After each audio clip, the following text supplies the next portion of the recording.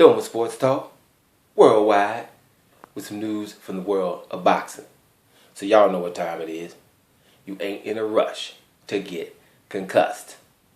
Now, WBA mandatory challenger, heavyweight challenger, Louis the Real King Kong Ortiz, he then came out and said, hey, after seeing him being hit, Anthony Joshua hit and knocked out or knocked down with one punch, he feels as though he can take care of him within 8 rounds, right? He thinks he can knock Joshua out within 8 rounds.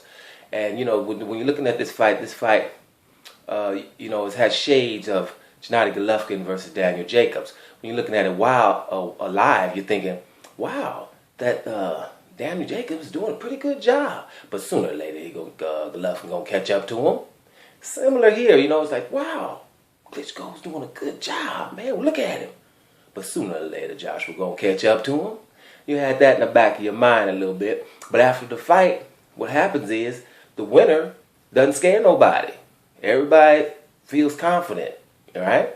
And that's the same thing here. I mean, after Joshua won the fight, but like I said before, he looked mortal.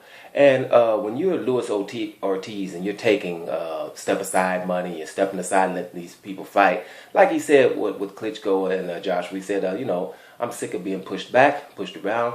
I am going to not step aside. I am going to be the mandatory, and I'm going to knock the guy out, right?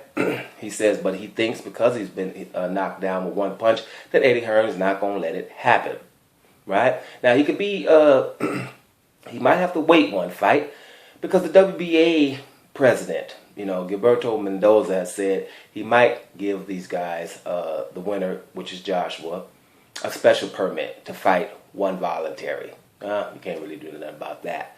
Let's see how that is going forward. But like I say, old boy, he is done being pushed back, and he wants to fight right now. And I'm just saying, I think that these people, the Ortizes of the world, the Wilders of the world, the Joseph Parkers of the world, the Dillian Whites of the world, these guys are all going to be really standing in line to get with Anthony Joshua, and this is good. Cool. Like I said before, we're going to have a whole lot of fights in the heavyweight division, but I don't think, I think that even Vladimir Klitschko is going to want a rematch, because something that Louis Ortiz said that I was thinking myself, but I just said I'm not going to really mention it to nobody. It's just something I was thinking, right? But that last round, even though Klitschko was down 2 times, those last flurries, right, when the fight was stopped, look at it carefully. He wasn't really being hit, right? I was going a lot on that, was going on the shoulders and stuff. And that's how guys survive, right? So actually, what was it, the early stoppage? I'm not going to go as far as to say that, because you've been down twice, and that makes the referee a little nervous. He's going to stop it most of the time, right?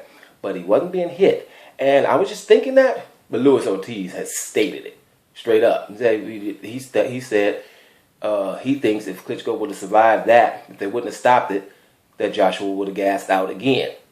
And that's quite possible. So we don't know, but those are little things that something I had observed myself, just didn't say nothing about it. But I believe him too. That's something I think too. I think that if he would have got out of that round, Klitschko, we might have been in for something different. But whatever. I think those are going to be the reasons why Klitschko might want a rematch. Now, I agree with Anthony Joshua in saying that I don't think Klitschko's family is going to let him do a rematch. I think if everybody around him is going to probably say, dude, you did a great job. It's a perfect time to go and call it a day and leave with all your faculties. Let's see what's happening going forward. But at the end of the day, Louis, the real King Kong Ortiz, is tired of being pushed back, right? 38 years old. He wants to have the next dance. Let's see if he'll get it. Doing Sports Talk worldwide, and I'm up out of here, y'all.